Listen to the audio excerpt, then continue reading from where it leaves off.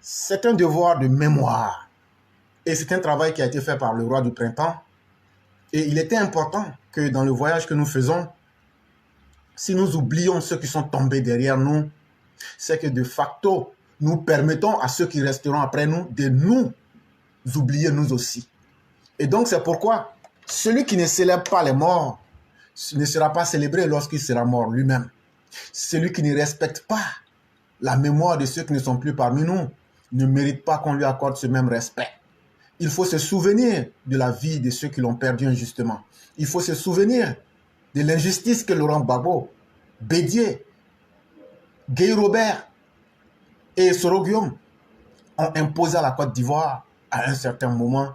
Et ces personnes-là, même si elles sont anonymes ou n'étaient pas aussi connues que ceux qui animent aujourd'hui la scène politique en Côte d'Ivoire ou en Afrique, il est important que pour nous, par devoir d'humanisme et d'humanité, de nous souvenir de ces personnes-là. Je suis en train de parler de nos épouses, de nos mères, de nos sœurs que Laurent Gbagbo a assassinées un 3 mars 2011.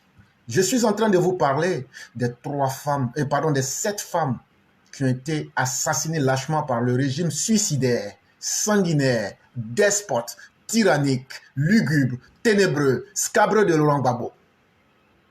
Et ça, il faudrait que le monde s'en souvienne.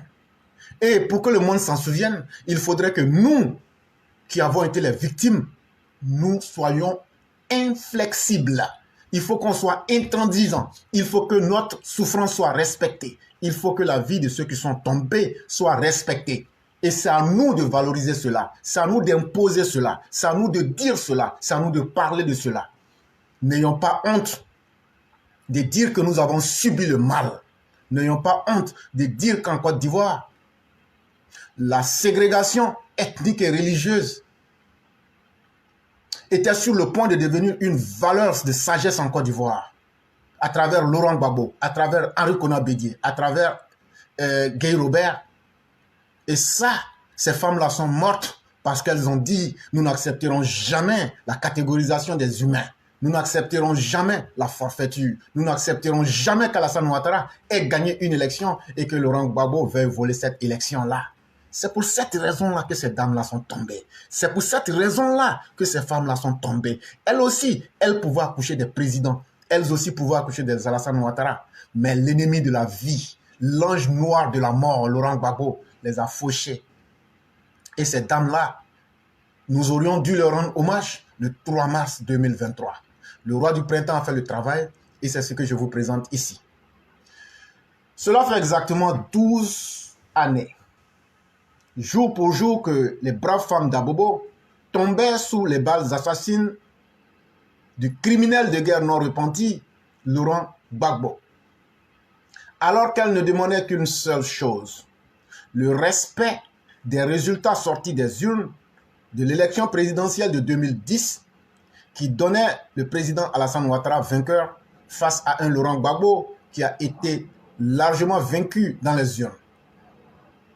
Ces femmes et ces jeunes femmes et filles pleines de vie, de joie de vivre, étaient loin d'imaginer qu'elles prendraient rendez-vous avec la mort en ce 3 mars 2011 au rond-point du Banco d'Abobo Anador. En ce 3 mars 2023, jour commémoratif de ces décès tragiques qui ont entaché l'histoire de notre pays, la Côte d'Ivoire, nous continuons à penser à ces braves femmes dont les noms sont les suivants. 1. Ouattara Nyon Rokia, assassiné par Laurent Gbagbo. 2. Bamba Massiami, assassiné par Laurent Gbagbo. 3. Ami Assassi.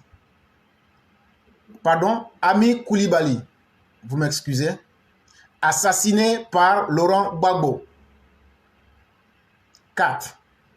Sila Malon, assassiné par Laurent Gbagbo. 5. Touré Adjara, assassiné par Laurent Gbagbo. 6. Koulibaly Fatoumata, assassiné par Laurent Gbagbo. 7. Kone Moyamou, assassiné par Laurent Gbagbo. À jamais gravé dans nos mémoires, ne les oublions pas. Nous pouvons pardonner, certes, mais nous n'avons pas le droit d'oublier. Encore moins d'oublier de demander justice. Réconciliation, certes, mais justice d'abord. Plus jamais ça en Côte d'Ivoire. C'est un travail excellent réalisé par le roi du printemps. Nous lui disons merci.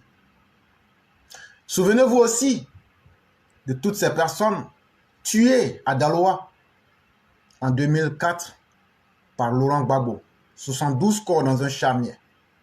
Nous n'allons jamais, ne serait-ce que sauter un seul de nos martyrs, nous n'allons jamais oublier. Et s'il n'y a pas justice, lorsque nous aurons l'occasion, vengeance sera faite. Ça, il faut que ce message soit clair. Et donc, vous aurez remarqué que par ces noms-là, c'est exclusivement les femmes et les hommes du nord de la Côte d'Ivoire qui étaient assassinés. C'était devenu le sport favori de Laurent Gbagbo. Et vous voudrez qu'on ne parle pas de cela. On en parlera, n'en déplaise à qui le voudrait. Et quoi qu'il advienne, nous ne pouvons pas accepter des criminels.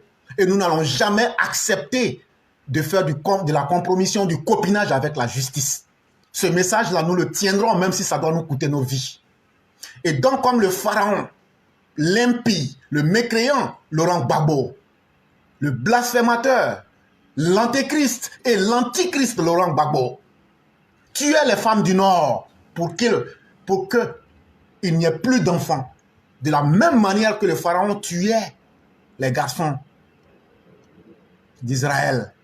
Lui, l'antéchrist, l'antichrist, le mécréant, le pharisien, le philistin de Laurent Gbagbo, s'évertuait à éliminer des femmes. Un régime liberticide, un régime pervers, un régime de la vilainie humaine. C'est de cela qu'il est question. Et ceux qui pardonnent par faiblesse seront des détails de l'histoire de l'humanité. Mais nous autres n'allons jamais pardonner tous les martyrs qui sont tombés. Et je l'ai dit clairement, quand on a pris les armes pour enlever Laurent Gbagbo, ceux d'entre nous qui sont tombés sur le front, nous ne demandons rien pour cela. Ils méritent ce qui leur est arrivé parce qu'ils ont lutté pour la paix. Ils sont des martyrs pour nous. Mais je parle des innocentes femmes. Je parle de ces innocentes personnes comme M. T. Je parle de ces innocentes personnes comme M. Kamara H. Je parle de ces innocentes personnes comme le docteur Dakouri. Je parle de ces innocentes personnes comme plusieurs anonymes. C'est pour cela que nous demandons justice. Et nous n'allons jamais fléchir quel que soit le régime.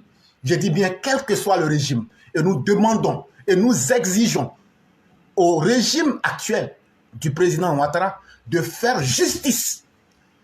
Quoi qu'il advienne, tant qu'il n'y aura pas de justice, nous tiendrons ce langage-là et nous y resterons fermes jusqu'à ce qu'il y ait justice. Parce que aujourd'hui, nous pouvons nous dire, puisque je n'ai pas été victime, on peut passer dessus. Mais n'attendons pas que nous soyons des victimes. Ces personnes auraient aimé vivre. Ces personnes auraient aimé voir Alassane Ouattara réaliser ce qu'il est en train de faire aujourd'hui. Et donc ne les oublions pas. Ne les oublions pas. Ne les oublions pas.